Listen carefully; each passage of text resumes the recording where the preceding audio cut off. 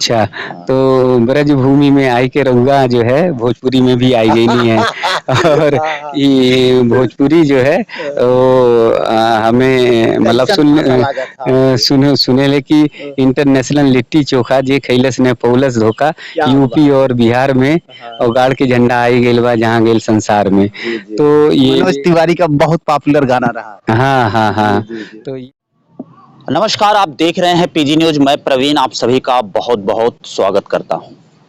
दोस्तों इस वक्त हम मौजूद हैं वृंदावन। पृथ्वी का स्वर्ग कहा जाने वाला वृंदावन एक ऐसी नगरी जहां पे संत महात्मा की अगर बात करें और मंदिरों की बात करें तो जहां पे लोग आने के बाद प्रत्यक्ष परमात्मा का दर्शन करते हैं। और आपको बता दें कि इसी में कुछ लोग यहाँ से ऐसे हैं जो कि प्रभु का दर्शन लोगों को करा रहे हैं। और आज इंटरनेट का दौर है, यूट्यूब का दौर है, जहाँ पे हम लोग अपने घरों में बैठकर बहुत सारी चीज़ें कर सकते हैं। तो इसी इसी में आपको बताएं कि एक चैनल है जिस चैनल का नाम है राज नारायण। और वो यहाँ पे वृंदावन के महान संतों का दर्शन कराते हैं। बांके बिहारी से जो बांके बिहारी के दरबार में आते हैं, संसार में बहुत सारी जगह से लोग यहाँ पर आते हैं दर्शन पूजन के लिए। और उन्हीं को कवर करके यूट्यूब के जरिए आज एक अलग मुकाम बनाए हुए हैं जिनका नाम राज नारायण जी है। और उन्हीं से हम खास बातचीत करेंगे और समझेंगे कि क्या कुछ कहानियां हैं। तो आइए ना लेट करते हुए अब हम लोग बात करने का प्रयास करेंगे। तो सर, सबसे पहले पीजी न्यूज़ चैनल में आपका बहुत-बहुत स्वागत। जी, राधे राधे। अगर वृंदावन में रहना है तो राधे राधे कहना है। तो वृंदावन में जब भी आएँ, जिस समय भी आएँ, तो हम सब राधे राधे ज़रूर करें। और राधा रानी के बिना वृंदावन में हम प्रवेश ही नहीं कर सकते हैं। जब भी अगर अनुमति लेनी होती है तो राधा मैया से लेनी होती है। और एक बार अगर आपको राधा मैया से अनुमति मिल गई तो फिर तो आप वृंदावन के हो जाएँगे, ब्रजभूमि के हो जाएँगे और यहाँ से अलग नहीं हो पाएँगे। अंतर्मन से आप वृंदावन के ही होके रह जाएँगे, ब्रजभूमि के होके रह जाएँगे। क्या बात है!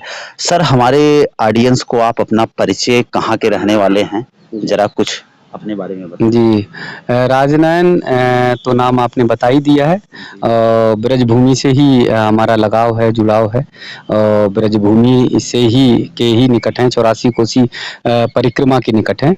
और वहाँ रहने के कारण, उनसे स्पर्श होने के कारण धीरे-धीरे लगाव आध्यात्मिक की ओर जुड़ता चला गया और वृंदावन से लगाव हुआ, संत महात्माओं से लगाव हुआ और फिर जो है एक श्रृंखला चलती चली गई और अनंत यात्रा है ये। जैसे हमारे सतयुग, द्वापर, त्रेता, कलयुग, 4 युग हैं और चारों युगों की अगर यात्रा करेंगे तो लाखों वर्ष की है।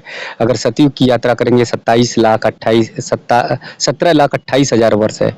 अगर त्रेता की यात्रा आप करेंगे तो 12,96,000 है। और अगर आप यात्रा करेंगे द्वापर की तो 8,64,000 है और कलयुग की 4,32,000 ये की यात्रा है। तो इन सारी यात्राओं में आपको संत महात्माओं का दर्शन होता रहेगा।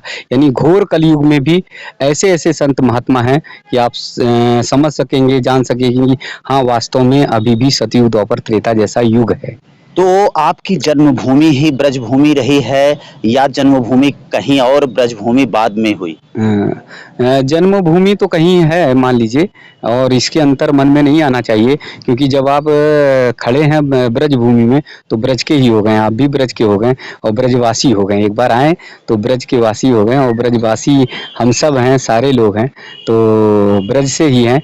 और ये धरती ही देवलोक की है।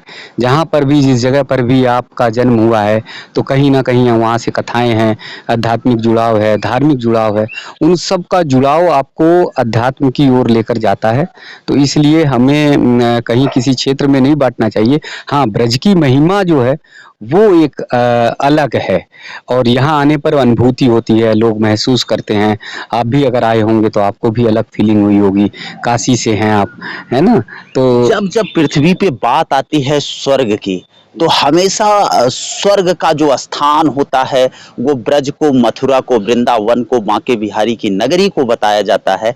तो क्या कुछ ऐसा मन में आपको ख्याल आया कि आप यूट्यूब के जरिए लोगों को दिखाना शुरू किए और यहाँ के संत महात्माओं को का दर्शन करना स्टार्ट किए? कब ये मन में विचार आया? और आज आपकी जो फैन फॉलोइंग है वो इतना तेजी से बढ़ती जा रही है जिसकी कोई सीमा नहीं। हम लोग भी माता शीतला की धरती जौनपुर, बाबा विश्वनाथ के बगल काशी के क्षेत्र से हम लोग आए हुए हैं और कहीं न कहीं अगर यूट्यूब ना होता तो हम आपसे संपर्क नहीं कर पाते। क्या आप महसूस कर रहे हैं? देखिए, आपने जैसे पहले ये बोला कि कैसे यात्रा आपकी आध्यात्मिक शुरू हुई, क्योंकि आपने शुरुआत कैसे की, तो ये कोई शुरुआत हम और आप नहीं करते हैं।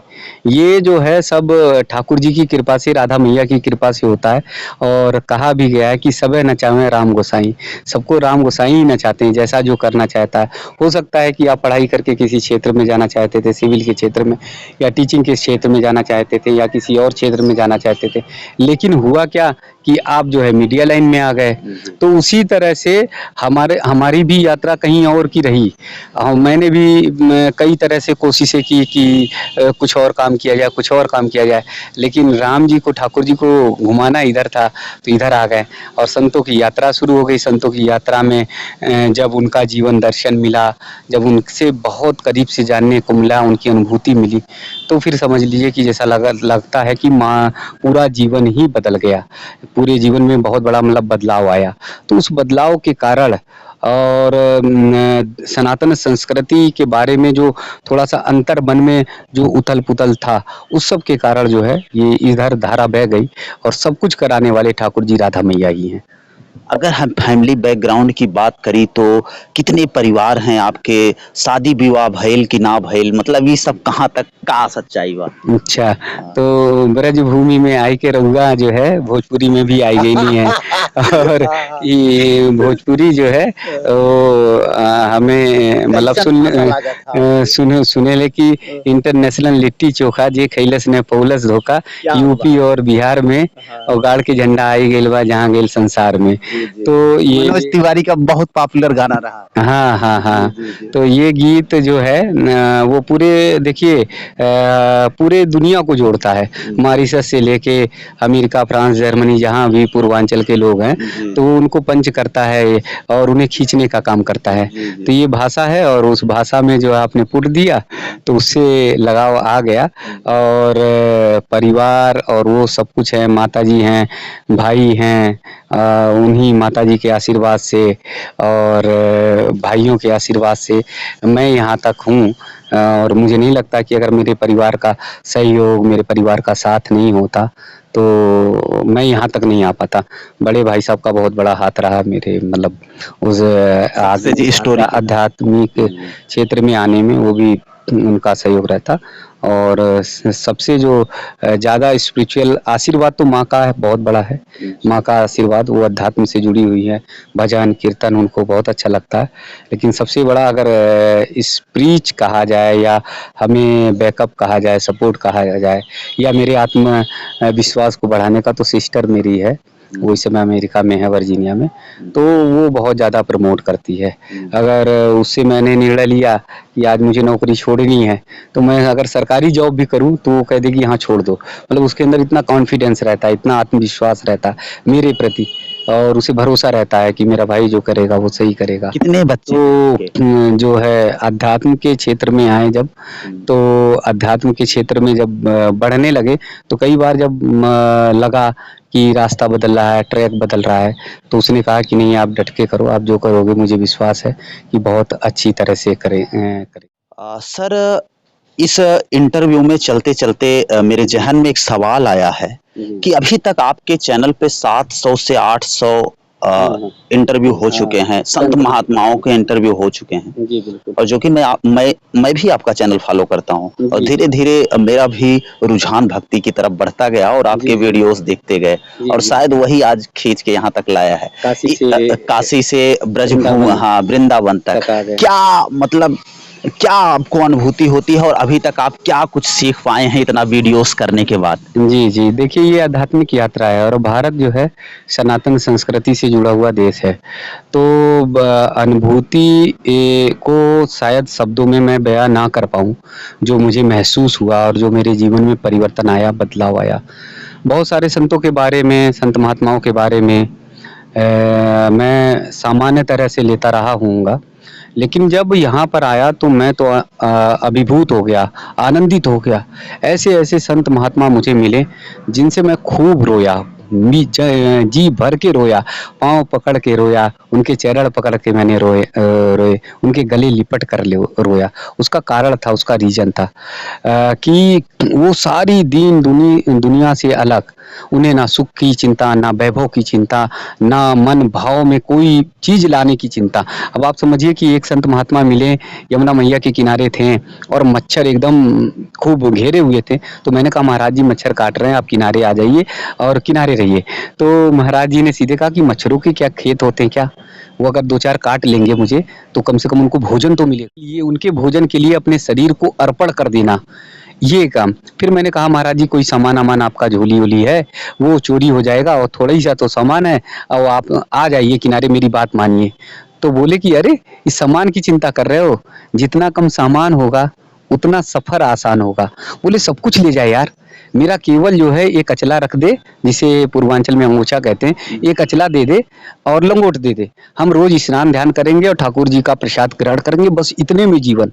तो आप ये समझ सकते हैं कि ये जीवन का कितना बड़ा मूल दर्शन है, जहाँ पर खेत से लेके, मेड़ से लेके, ज़मीन जायदाद के लिए, नाली से पानी निकलने के लिए एक दूसरे का सर काट देते हैं। इतने झगड़े और क्लेश है। वहीं पर इतना संतोष, इतना ज़्यादा आत्मिक संतुष्टि कि हमारा कुछ नहीं, बस एक कचले में, एक लंगोट में हम जीवन व्यतीत कर देंगे। अगर इस चीज़ को हमने धारण कर लिया, तो भारत तो स्वर्ग हो जाएगा, विश्व गुरु हो जाएगा। और मुझे लगता है ये धारण करने की ज़रूरत है, आज है कि हम छोटे-छोटे बातों पे, मामलों में लड़ते रहते हैं। अगर संत के जीवन को देखेंगे, तो हमें ये पता चल जाएगा, ये महसूस हो जाएगा कि हाँ, हम सब कहाँ पर हैं, किस स्तर पर हैं, कि थोड़ी-थोड़ी बातों पर हम अपने जीवन लीला को खत्म कर लेते हैं। वहीं पे संत महात्मा हैं, उनके पास कुछ भी नहीं है और तब भी आनंदित हैं। ऐसे संत मिले कि जिनको पैसा दिया, उठाकर फेंक दिया, जिन्हें फल दिया, वस्त्र दिया, वो भी हटाकर एकदम नहीं कि मुझे कुछ भी नहीं चाहिए, बस मुझे ठाकुर जी, राधा रानी का भजन कीर्तन चाहिए। एक महाराज जी ने परिक्रमा मार्ग पर मिले, बोले सामान क्या करेगा, कितना देगा बता? तो हमने कहा नहीं महाराज जी कुछ देंगे, थोड़ा बहुत वस्त्र दे सकते हैं, फल दे सकते हैं, इतना ही देंगे। बोले आगे कोई और देगा, अगले कदम पे और कोई देगा। तो कितना मैं लादता रहूंगा, लाते लाते इस सब को छोड़कर मैं आया हूँ, तो मैं इसे लादने के लिए आया हूँ। तो सामान्य जीवन में जितना कम होता जाएगा, उतने आगे की यात्रा आसान होती जाएगी, सुविधाजनक होती जाएगी। आपके चैनल के माध्यम से ये सबको समझने की ज़रूरत है, अंतर मन में उतारने की ज़रूरत है। अगर ये शब्द अंतर मन में उतर गया, तो भाई-भाई में विवाद नहीं होगा, परिवार में विवाद नहीं होगा, घर पटीदार में विवाद नहीं होगा और सब आपस में सामंजस्य से रह लेंगे।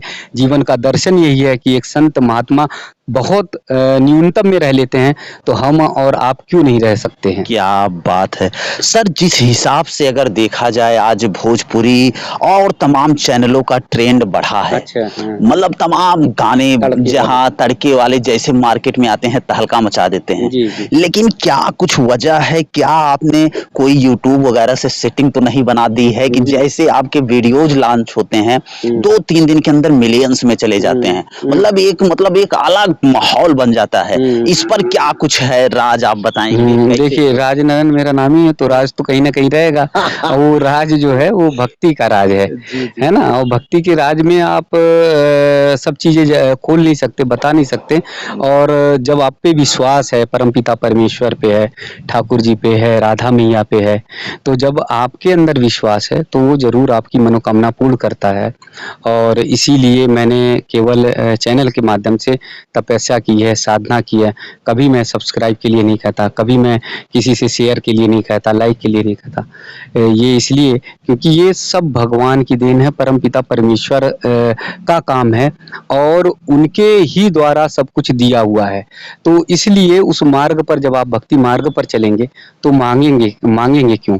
हैं, अगर हमारे और आपके बीच में इंटरव्यू ले रहे हैं, हमारे आपके बीच में चींटी अगर बाई दबे पैर के नीचे दब गई हमारे आपके पैर के नीचे, तो उसकी भी चिंता तो ठाकुर जी कर रहे हैं, उनके भोजन की भी चिंता कर रहे हैं, पशु पक्षी पेड़ पत्ते चल अचर सब की चिंता वो कर रहे हैं, तो हमारी और आपकी क्यों चिंता नहीं करेंगे? तो इसलिए केवल भक्ति मार्ग पर मैं चलता गया, निरंतर चलता गया और जब आया शुरुआत हुई भी तो मुझे लगा भी था कि संत महात्मा ये सामने नहीं आ पा रहे हैं और इसके कारण से हमारे लोग जो है भारतीय संस्कृति के लोग, सनातन धर्म के लोग, वो इनसे जुड़ नहीं पा रहे हैं। अब वो लोग जुड़ रहे हैं, उनको बहुत अच्छा लग रहा है। जी। गोलोक धाम का रास्ता जाता है, यहीं से आपके जीवन की उन्नति होगी और आध्यात्मिक मार्ग पर जाएंगे। बहुत बहुत राधे, बहुत बहुत वंदन।